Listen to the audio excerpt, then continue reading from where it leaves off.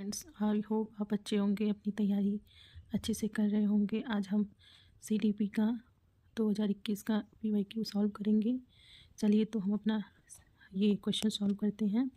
पहला क्वेश्चन है, विकास की उन अवधि को क्या कहते हैं जो आत्मसात मानकों पर प्रश्न उठाया जाता है और अक्सर परिवार की तुलना में साथियों की राय बहुत महत्वपूर्ण हो जाती है। तो इसमें होता है ये किस अवस्था में होता है? किशोरावस्था की अवस्था में। फिर अगला क्वेश्चन है, यह देखकर ही उनका पुत्र रवि पठन में बहुत रुचि लेता है और 3 वर्ष की आयु में ही पढ़ लेता है। उसके माता पिता ने उसे बहुत ही पुस्तक लाकर दी। अपने माता पिता के प्रोत्साहन से रवि की पाठन क्षमता अपनी आयु से ही बहुत आगे है। इस उदाहरण में विकास के किस सिद्धांत को संदर्भित किया जाता है? ये होगा हमारा क्वेश्चन आंसर। इसका विकास आनुवंशिकता और परिवेश के बीच अंतःक्रिया का परिणाम है। अगला तीसरा क्वेश्चन है, विकास की कौन सी अवस्था में निम्न लक्षण समाहित है? स्वतंत्रता की स्थापना, अस्मिता का विकास और अमूर्त चिंतन। ये होता है किशोरावस्था में। अगला है, निम्नलिखित कथनों में कौन सा कथन समाजीकरण के संदर्भ में सही है? तो इसका उत्तर होगा, समाजीकरण एक जटिल प्रक्रिया है जिसमें कई संस्थान बच्चों के जीवन से अलग अलग समय अवस्थाओं पर प्रभाव डालती हैं। क्वेश्चन है, निम्नलिखित में से किस सिद्धांतकारी ने नैतिक तर्कना के अध्ययन के लिए संज्ञानात्मक विकासात्मक दृष्टिकोण का उपयोग किया है? ये है जिन पियाजे। अगला है, बच्चे दुनिया को लेकर अपनी समझ को विकसित सक्रिय रूप से निर्मित करते हैं। यह कथन किसने प्रस्तावित किया था? ये भी जिन पियाजे ही ने किया था। अगला है, अध्यापन अधिगम के संदर्भ में निम्नलिखित में से कौन सी तकनीक को लेव वाइगोत्स्की ने समर्थन नहीं दिया था? ये है प्रतिपादक अध्यापन। इसका आंसर होगा। अगला है, किसी एक पहेली के टुकड़ों में ज्योतिषमय मिट्टी अपनी क्रियाओं को निर्देशित करने के लिए बोल बोल कर काम करती है। स्वयं को निर्देशित करने में संबोधित भाषा के इस प्रयोग को लेव वाइगोत्स्की के रूप में संबोधित करते हैं निजी वाचन। जो बच्चे खुद से बात करते हैं उसको हम निजी वाचन बोलते हैं। लॉरेंस कोहलबर्ग के नैतिक सिद्धांत के अनुसार नैतिकता विकास क्रम के किस स्तर पर व्यक्ति कानून और सामाजिक स्वीकृति की परवाह किए बिना किसी कार्य को आत्म अनुभूति द्वारा स्वयं निर्धारित सिद्धांतों के आधार पर उचित ठहराता है? ये होता है सार्वभौमिक नैतिकता सिद्धांत अभिमुखता। ठीक है, आगे है, एक प्रगतिशील कक्षा में अध्यापक विद्यार्थियों को समूहों में कार्य करके समय अधिगम कार्य प्रतिपादन के लिए सुसाध्य करते हैं। ऐसा करना वह शिक्षार्थियों में बीच में खाली को बढ़ावा देते हैं। सहभागी अधिगम। अगला है, हावर्ड गार्डनर ने बहुबुद्धि सिद्धांत में बुद्धि प्रकार समाहित किया है। भाषिक, तार्किक, गणितीय, संगीतक। अगला क्वेश्चन है, बच्चों में जेंडर रूढ़िवाद के खंडन हेतु निम्नलिखित में से किसका प्रयोग टालना चाहिए? लड़कियों कला में अच्छी होती हैं, लड़के गणित में उत्कृष्ट होते हैं, जैसे वर्गीय युक्तियों का उपयोग करना।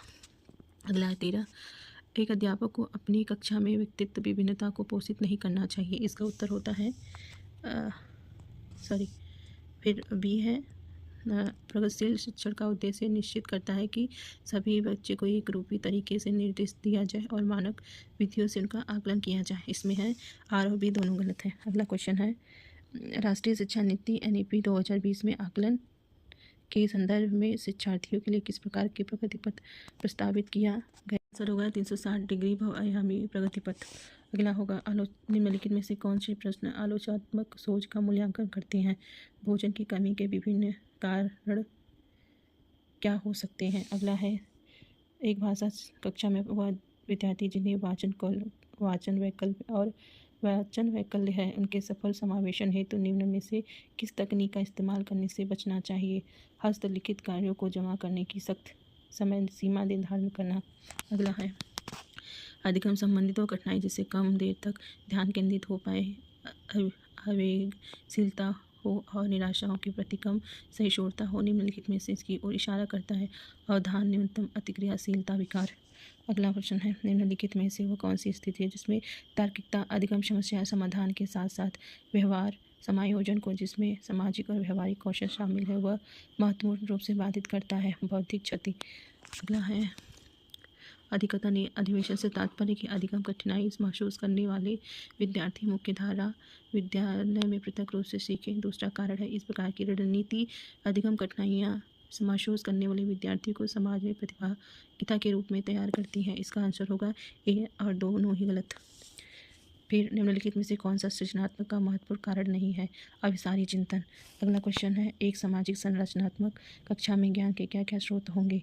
इनका आंसर होगा अखबार भी होगा, सहपाठित भी होगा, पाठ्य पुस्तक भी होगा, लोक कथाएँ होगा। ये इसमें सब सही है। आगे है, अधिगमकर्ताओं की सक्रिय संलग्नता के लिए क्या आवश्यक है? इसमें पहला भी सही है, अन्वेषण और पूछताछ। फिर तीसरा सही है, सप्रयोग और चिंतनशीलता। चौथा बहस और चर्चा। आगे है, अधिगमकर्ताओं को एक संसाधन समृद्ध वातावरण में अधिगम स्वतंत्रता की अनुमति देना और अपने लिए स्वयं ही ज्ञान की संरचना हेतु सुसाध्य करना किस उपागम की ओर इशारा करता है? ये होगा खोजी। बच्चों में वैकल्पिक धाराएं उनके अंतः प्रज्ञाजन सहज ज्ञान सिद्धांतों को दर्शाते हैं। आगे है, अधिकथन ए, किशोरों को कक्षा में चर्चा और बहस के लिए ढेर सारे मौके प्रदान करना चाहिए। कारण है, सहयोगात्मक अधिगम अर्थ के निष्कर्ष और विभिन्न विचारों को साझा करने का अवसर देना चाहिए। ये दोनों सही है और ये इसका व्याख्या भी करता है। क्वेश्चन 26, विद्यार्थियों के संज्ञानात्मक परिवर्तन को प्रोत्साहित करने के लिए शिक्षक को ऐसी सामग्री देना चाहिए जो मध्यम रूप से चुनौतीपूर्ण और स्कीमा के रूपांतरण की मांग करें। आगे है 27, योग्यता की बीच में खाली स्थान है। धारणा का आशय है कि सफलता पाने के लिए प्रयास सार्थक भूमिका निभाते हैं। इसका आंसर होगा वृद्धिशीलात्मक। आगे है 28, एक संरचनात्मक कक्षा में ऐसी क्रियाकलाप का इस्तेमाल होता जो क्या होगा? औसत रूप से कठिन और सामूहिक कार्य। इसमें इसका आंसर तीसरा सही होगा, सी। अगला क्वेश्चन है, जब एक विद्यार्थी को बीच में खाली का एहसास होगा यदि वो सफलता का आरोपण आंतरिक मानता है और बीच में खाली का एहसास हो असफलता का आरोपण बाह्य मानता है, तो इसको हम बोलेंगे, इसका क्वेश्चन आंसर होगा गर्व, क्रोध। अगला है 30, लास्ट क्वेश्चन है हमारा, माध्यमिक स्तर पे एक नए संप्रत्यय को पढ़ाते हुए अध्यापक को, इसका आंसर भी है, शिक्षार्थियों के पूर्व ज्ञान को नए संप्रत्यय से जोड़ना चाहिए। आई होप आपको हमारा वीडियो पसंद आया होगा। अगर पसंद आया है तो हमें प्लीज़ सब्सक्राइब करें, फॉलो करें और हमारा वीडियो ज़्यादा से ज़्यादा शेयर करें। Thank you so much.